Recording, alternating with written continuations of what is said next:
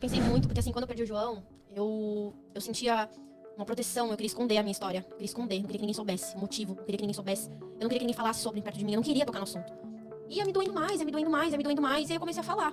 Comecei a conversar com a minha mãe mais sobre isso. Comecei a conversar... Eu me emociono já. Difícil, né? Mas hoje eu não choro de tristeza, eu choro com um sentimento de... Foi tão difícil pra mim, sabe? Foi tão difícil passar. Perdeu meu filho. E... ele não tem culpa de nada, mas de qualquer forma perdeu o pai do meu filho também. E abri meu Instagram. Eu não queria levantar, eu não queria trabalhar. Às vezes me dava saudade do meu filho.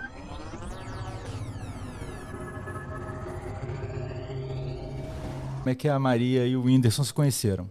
Realmente, a gente falou que vocês assumiram, Sim. Mas não falou como vocês se conheceram, né? A gente se conheceu pela internet, eu era fã dele. E aí, enfim... Eu também era fã dele, né, amiga? Como é que pode o negócio? A gente só conhece ele por isso, porque ele é tão conhecido Sim, que eu todo era mundo fã conhece. dele. E aí eu... Ai, como é que foi? Eu tava em casa vendo o show dele e eu tava assistindo pela 6ª vez. E aí eu tinha na época 20 mil seguidores, eu não era ninguém, assim, comparado. Aí eu tirei uma foto, assim, da TV e escrevi embaixo, assim... O Whindersson faz mais um show, não aguento mais assistir esse pela 6ª vez. Qual era o show? Era aquele que tá no YouTube? Eu acho que era pro Paroxítono, eu acho. Aí... A gente já viu 80 vezes também lá em casa. Não, eu já vi Bota churrasco que a todas gente as bota. E aí eu marquei ele na época, e eu nem seguia, mas eu gostava muito do trabalho dele.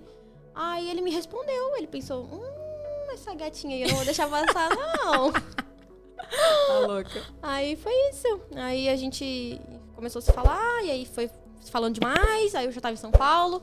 Aí a primeira vez que eu fui pra São Paulo, a gente se via sempre, sem compromisso, mas a gente ainda se via bastante. Aí a gente começou a namorar. É porque o Whindersson, ele é muito próximo dos fãs também, sabia? Mas e aí, me conta. Aí vocês assumiram o namoro, começou essa... Aí você abriu o Instagram. Quando você resolveu abrir o Instagram? Quando eu... Você tava com ele? Ou não? Não, eu não tava, já separado. Não, foi. Então não. Então esquece mas a eu pergunta. ainda não tinha postado, né? Mas o fato foi que eu pensei várias vezes em trabalhar com o Instagram, até grávida mesmo, mas eu quis me resguardar bastante, assim, pensei, não, tô grávida, abrir um Instagram vai trazer muita coisa boa, mas muita coisa ruim pra mim, eu tô num momento delicado, eu sempre me cuidei muito na gravidez, quanto a tudo, assim. Eu lembro que você falou pra mim. Sempre. E aí eu pensei, cara, não é o momento. Aí aconteceu que eu acabei perdendo meu filho, e aí foi o momento que eu ressurgi, assim, renasci de alguma forma, sabe? E aí eu criei uma coragem que eu não tinha. Eu não tinha coragem de abrir meu Instagram lá no começo, de trabalhar com isso. Eu tinha muito medo. E até o Whindersson achava melhor que eu ficasse resguardada. E aí quando eu perdi o João, eu comecei a pensar, cara, será que eu abro? Acho que eu vou abrir. E aí quando eu me separei, eu falei, olha, eu tenho 2 escolhas. Ou eu me fecho mais, ou eu me jogo de vez. E aproveito essa chance de dar uma vida melhor pra minha família, de ajudar outras pessoas, de conversar com outras mulheres. E aí eu me joguei, de verdade. Com a cara e com a coragem que eu adquiri, né? Depois de meu filho virar um anjinho, a gente cria uma coragem que a gente não sabe que a gente tem. Sim, falando em coragem, tipo assim, uma coisa que eu queria falar pra você é que eu admiro muito a sua coragem, de verdade, porque...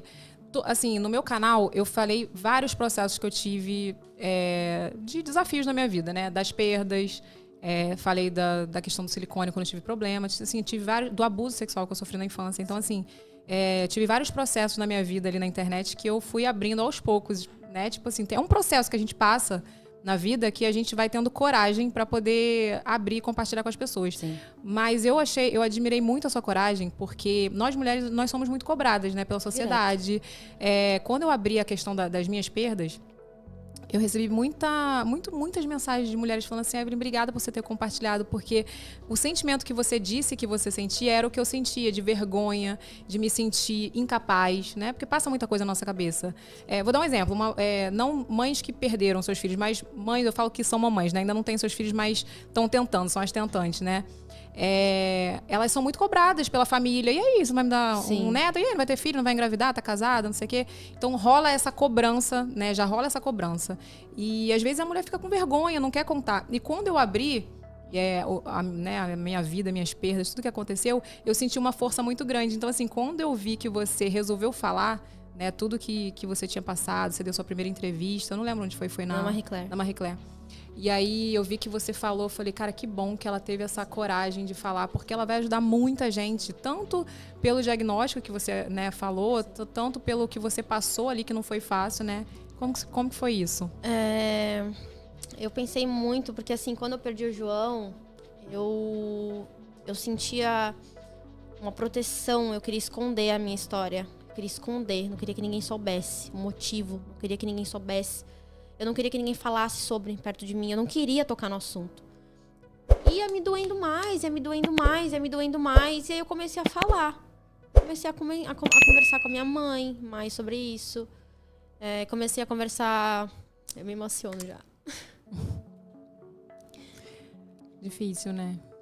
Mas hoje eu não choro de tristeza, eu choro com um sentimento de... Foi tão difícil pra mim, sabe? Foi tão difícil passar... Perder o meu filho. E...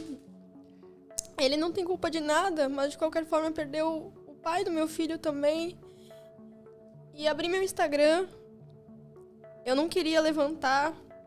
Eu não queria trabalhar. Às vezes me dava saudade do meu filho. Eu convivi com ele 30 horas e eu sentia saudade dele, sabe? E eu não queria fazer nada. E eu tinha que trabalhar, eu tinha que levantar. Eu gravava. E aí eu me lembro que eu tava aprendendo ainda, né? Eu não sabia mexer com a internet. Eu ainda não sei, eu tô aprendendo muita coisa. E as pessoas falavam, meu Deus, essa menina não leva jeito pra nada. Ela não sabe nem falar com a câmera. Sua publi tá horrível. Como é que eles te pagam pra fazer um negócio desse? Sua visualização tá baixa. Seus seguidores isso. E foi uma vitória tão grande quando eu consegui levantar a cabeça. Diante de todas as dificuldades que eu passei, eu levantei a cabeça. Falei, não, chegou a hora de eu falar sobre esse assunto, porque se for pra você viver um momento difícil e você não conseguir ajudar ninguém e não se ajudar, você não tem por que passar por aquilo. Então, como eu passei por aquilo, eu falei, tá na hora de eu ajudar outras pessoas, eu sei que eu posso. Aí foi quando eu comecei a falar sobre o João. Evelyn, no dia que, eu não me lembro, acho que foi na Marie Claire, no dia que saiu a minha entrevista na Marie Claire, o meu direct travou de mulheres me mandando mensagem. Imagina. Passei pela mesma coisa. Eu recebia muito. Isso me dava muita força pra continuar. Mesmo as pessoas falando que eu não levava jeito, não tem carisma, nunca trabalhou com isso. Mesmo só levando pancada. Eu me lembro que... Um lencinho pra ela. O que me dava força era que eu recebi uma mensagem de uma mãe falando, Maria, eu perdi o meu filho, acho que era de 7, 8 meses de gestação, igual você. Eu não tenho marido, eu não tenho uma amiga pra conversar, eu não tenho a minha mãe, eu não tenho ninguém. Eu só tenho você, eu só acordo de manhã, olho os seus stories, vejo você levantando da cama diante de tudo que você passou, e isso me dá força pra continuar. E isso me deu força, sabe? Porque eu não sentia vontade, eu não vou mentir.